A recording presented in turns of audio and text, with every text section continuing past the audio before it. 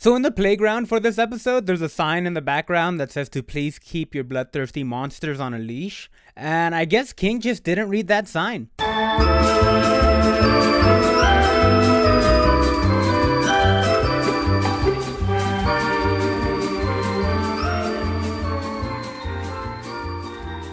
You know, guys, I love it when I can tell a show has a plan. And I'm not saying this show's going to have a good plan. Obviously, I'd have to watch it.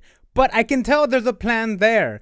Unlike other shows where you can clearly tell the people don't know where it's going. I'm looking at Lost. I'm looking at Attack on Titan, if I'm being honest. But this show, whether the plan is going to be good or not, I can tell it's there. I can tell there's a payoff because this episode really is just setup. There's wacky hijinks in it, sure, but it is just set up for future stuff with both stories in this episode. Because this one involves the Bat Queen and Luce and her friends going over to her because, like, she needs the staff to go fly off to this away game that their school is having. I love that Luce has Hexside pride. I thought that was really fun. Like, well, she's a student there now, technically. So, yeah, have Hexside pride. Go Hexside. And forget those other guys. I don't remember their name, but they play this sport called, like, Drudge-bee. I don't know what that's supposed to be. I'm sure maybe it'll come in later. Again, setup. But that's not the biggest setup. Really, the biggest setup is that the Bat Queen used to be a Palisman, which is what Albert is, the little thing that goes at the end of Luce's Ida's staff. I guess Luce borrows it in this one. I don't guess, I know. But Albert goes at the end of the staff, and they're called Palismans, which I guess are talismans that are also your pals. So that's what Albert is, and that's what the Bat Queen is. Albert runs away because he thinks Luce is kind of not a good person, and honestly, he can see it too. Luce is kind of nothing but trouble, but you know what?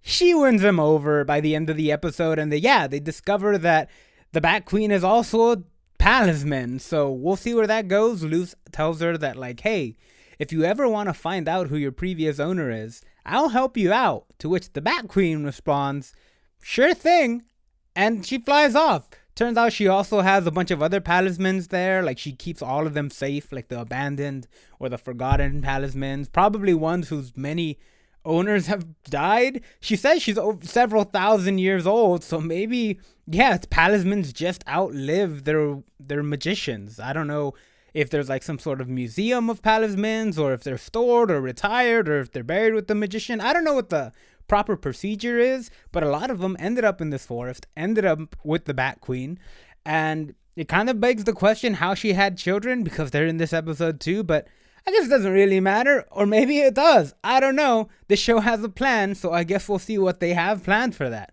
I'm just interested to see where that goes. At the other side of this episode, you have Ida and her curse acting up, and she's slowly transforming into that owl monster again, but then King takes advantage of her because at the beginning of the episode, he gets like pushed off this slide at this playground from this other kid, and he just swears vengeance for all of eternity, and he's going to get his revenge on that kid. He's going to become king of the playground, and it's such a petty reason to take advantage of your friend, and I kind of love it, because like Ida is like half Ida, half owl monster, and he's like, well, I could turn her back, or I could use her to go terrorize the students at this playground. I don't even think they're students, just the children. They're very young little things. Like a lot of them were the ones Amity was reading to in the other episode. Everyone kind of comes back in the show, and I kind of like that. I kind of like that, like, those are the same children from the library.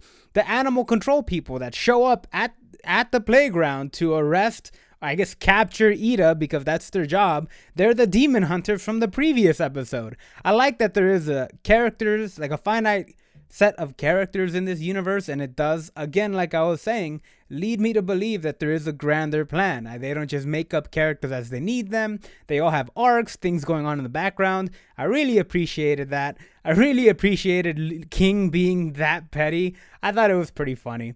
But sure enough, Ida starts turning on him because she is, a raging monster at this point. And then he's like, all right, we've had our fun. And he throws the elixir into her mouth. It doesn't work.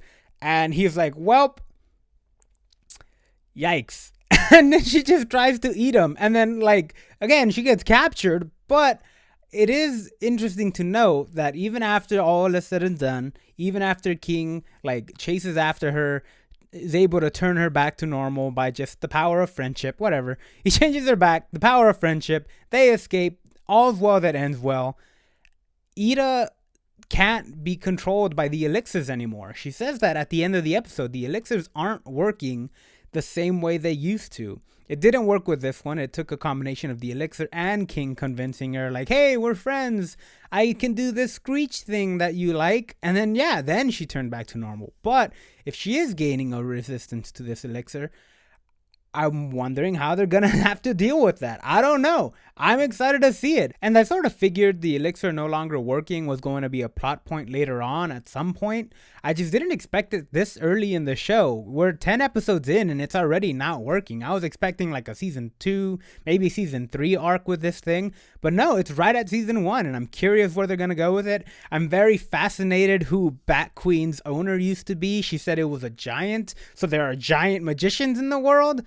I don't know, and I'm excited to find out. And that's pretty much all that happened in this episode. There's some pretty funny gags with Gus trying to escape this prison thing, like this web trap that the Bat Queen put him in. And again, it's just a well-written, smart show. But this episode was mostly just set up for things to come. Anyways, guys, that's pretty much all I have to say on this episode. Thanks for watching if you did. Make sure to like and subscribe if you want. But definitely be sure to keep watching The Owl House, because I can tell already there's some grander things at play. And I'm excited to see what they are. I want to know what's going to happen with the curse. I want to know how Lilith plays into it. And I want to know how Bat Queen's owner abandoned her, or what happened there. It was thousands of years ago, but there's also magic. They might still be alive. It might be the person that cursed Ida.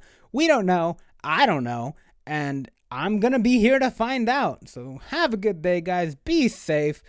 Don't go challenging demon queens to a fight unless a friend is at stake. Or you want to. You know what? I'm not the boss of you. You can do whatever you want.